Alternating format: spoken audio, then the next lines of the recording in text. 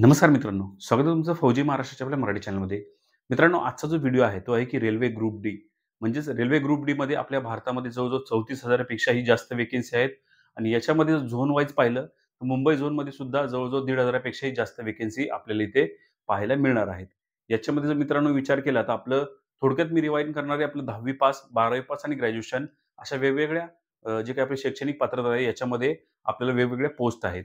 सगळ्यात महत्त्वाचं आणि सगळ्यात इम्पोर्टंट म्हणजे आपल्याला इथं वयाची अट सगळ्यात जास्त आहे. ती म्हणजे गव्हर्नमेंट नोकरीसाठी मॅक्सिमम आपण पाहिलं तर 18 ते 23 असते. परंतु रेल्वे ग्रुप डी मध्ये आपण जर विचार केला मित्रांनो, तर 18 ते 38 वर्षापर्यंत तुम्ही हा फॉर्म भरू शकता. त्याच्यामुळे खूप मोठा असा हा चान्स आहे गव्हर्नमेंट नोकरी मिळवण्याचा.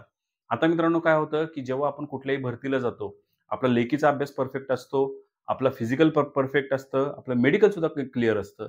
परंतु मित्रांनो कुठेतरी डॉक्युमेंटमध्ये थोडीफार आपली चूक असते आणि त्या डॉक्युमेंटच्या एका चुकीमुळे आपलं पूर्णपणे वर्ष वाया जातं किंवा आपली ती जी पूर्णपणे भरती आहे ती वाया जाते. तर ती अशा प्रकारची कोणतीही मोठी चूक म्हणजे छोटी चूक मोठ्या कृतीमध्ये बदलू नये त्यासाठीच हा सविस्तर व्हिडिओ आहे. म्हणजेच काय आपल्याला या व्हिडिओमधून काय पाहायचंय तर आपल्याला रेल्वे ग्रुप डी यासाठी कोणकोणते डॉक्युमेंट लागणार आहेत आणि ते डॉक्युमेंट काढताना कोणकोणती काळजी घ्यायची बेसिक गोष्टी मी सांगणार आहे मित्रांनो.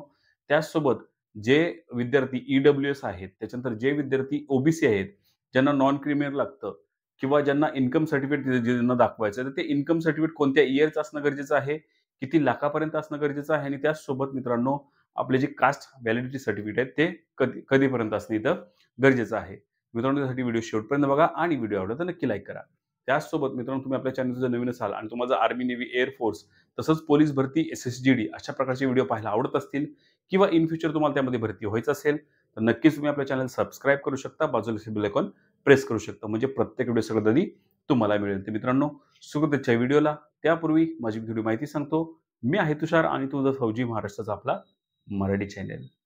तर मित्रांनो वेळ न घालवता सुरू करूया आपण या डॉक्युमेंटसाठी. जर तुमच्याकडे वही पेन असेल तुम्ही लिहून घेऊन येऊ शकता. बेसिक डॉक्युमेंट आहेत. फक्त मोजकं काय आहे ते व्हिडिओच्या मी शेवटी सांगणार आहे, की आपल्याला व्हॅलिडिटी कशाप्रकारे असणं ते गरजेचं आहे. सर्वप्रथम येऊयात बेसिक म्हणजेच काय तर तुम्हाला ज्या पोस्टसाठी तुम्ही फॉर्म भरताय. समजा तुम्ही 10वीच्या पोस्टसाठी फॉर्म भरताय किंवा 12वीच्या पोस्टसाठी तुम्ही फॉर्म भरताय किंवा ग्रॅज्युएशन तुम्हाला त्या जे समजा आपण एक्झाम्पल 10वीच्या पोस्टसाठी घेऊया. त्यासाठी तुम्हाला 10वीचं मार्कशीट आणि तुमचं 10वीचं सर्टिफिकेट हे तुमचं असणं इथं गरजेचं आहे आणि ते सुद्धा विथ स्पेलिंग मॅच होणं गरजेचं आहे. ह्या बेसिक चुका आहेत ह्या प्रत्येक भरतीला लागू होतात मित्रांनो. हे तर पहिलं झालं. त्याच्यानंतर तुमचा डोमासाईल, एज डोमासाईल तुमचं असणं इथं गरजेचं आहे महाराष्ट्राचा. नॅशनॅलिटी तुमची असणं इथं गरजेचं आहे. जन्म प्रमाणपत्र तुमचं असणं इथं गरजेचं आहे. प्रत्येक डॉक्युमेंटमध्ये सेम स्पेलिंग असणं इथं गरजेचं आहे. मोस्टली काय होतं मित्रांनो आपल्या महाराष्ट्रामध्ये आपलं पहिलं आडनाव येतं, नंतर नाव येतं, त्याच्यानंतर आपल्या वडिलांचं नाव येतं. तर सगळ्या डॉक्युमेंटवरती त्याच गोष्टी असणं इथं गरजेचं आहे. हे महत्त्वाचे 4 डॉक्युमेंट झाले. त्याच्यानंतर तुमचं आधार कार्ड, पॅन कार्ड आणि वोटर आयडी कार्ड जर असेल तर बेस्टच आहे. परंतु आधार कार्ड आणि पॅन कार्ड असणं इथं गरजेचं आहे. ह्या गोष्टी झाल्यानंतर मित्रांनो तुमचा फोटो. आता फोटो कसा असावा मित्रांनो, तर खूप जुना नसावा. मॅक्सिमम 3 ते 4 महिन्याच्या आतमधलाच असावा. त्याच्यानंतर फोटोमध्ये दाढी ठेवणं किंवा चष्मा लावणं किंवा कॅप घालणं ह्या गोष्टी आपल्याला टाळायच्या आहेत. नॉर्मल तुमचा बॅकग्राऊंड जो आहे तो ब्लू किंवा व्हाईट असणं इथं गरजेचं आहे. जर त्या प्रकारे तुमचा फोटो असेल तर बेस्टच आहे मित्रांनो. तोही तुमचा इथे चालून जाईल. हे झाले बेसिक डॉक्युमेंट मित्रांनो कशाप्रकारे असणार आहेत, काय असणार आहेत ते तुम्हाला थोडक्यात मी सांगितलं. आता मुद्द्यावरती येऊया म्हणजे मेन डॉक्युमेंटवरती येऊया ते म्हणजे काय, की समजा तुम्ही ई-डब्ल्यू-एसमध्ये आहात किंवा ओ-बी-सीमध्ये आहात. बाकी जे एस-सी, एस-टी आहेत मित्रांनो त्यांना इथे जास्त टेन्शन घ्यायची गरज नाही कारण की ज्या विद्यार्थ्यांचे एस-सी, एस-टी आहेत ते काय बदलणार नाहीयेत. त्यांचे जे काही कास्ट सर्टिफिकेट ते बदलणार नाहीयेत कित्येक वर्ष काय झाले तरी. त्यामुळे त्यांच्याकडे एकदा जर सर्टिफिकेट असेल तर ते चालणार आहे इथे. परंतु जे विद्यार्थी ई-डब्ल्यू-एस आहेत किंवा जे विद्यार्थी ओ-बी-सीमध्ये आहेत त्यांना नॉन क्रिमिनल इथे सादर करावा लागतो. तर त्यासाठी मित्रांनो काय करायला लागणार, तर तुम्हाला एक सर्टिफिकेट काढावं लागतं. म्हणजे तुमचं इन्कम सर्टिफिकेट काढावं लागतं आणि नॉन क्रिमिनल काढावं लागतं. तर इन्कम सर्टिफिकेट आता तुम्हाला जर एक तुम्ही नोटिफिकेशन वाईज वाचलं, तुम्हाला एक परफॉर्म वाईज सेंट्रलच्याच ह्या गोष्टी लागतात तुम्हाला. स्टेटच्या लागत नाही हे लक्षात घ्या. तुम्हाला हे जे दाखले तुम्हाला सेंट्रलचेच द्यावे लागणार आहेत. त्याचा पूर्णपणे परफॉर्मा आपल्या नोटिफिकेशनमध्ये आहे. तुम्ही इथे सुद्धा बघू शकता.